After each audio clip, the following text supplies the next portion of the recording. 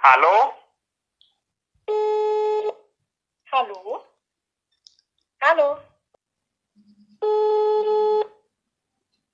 Hallo? Hallo! Lautere repräsentative Telefonumfrage ist der Nachname Hallo der häufigste Nachname in ganz Deutschland.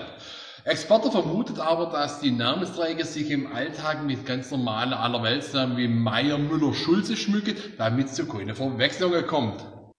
Und hinter dem Hallo-Clan verbirgt sich vermutlich ein großes Netzwerk von Hallodris, Halogenlampe und von Hallihallos. Es gibt aber auch einen Familienzweig, ein ganz intelligenter und kreativer Familienzweig dieses Hallo-Clans, und der wohnt auf der Schwäbischen Alb oder im Schwäbischen Allgemein, am Donix ist so die Elbe da zu bevorzugen.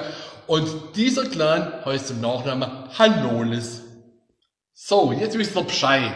Und beim nächsten Mal, da kümmern wir uns um die nächste Verwandtschaft der Hallo-Familie, und zwar um die Ja-Familie. Ja? Genau um die. Also, bis zum nächsten Mal, euer Axel von Hallo alias Axel von Brezelingen.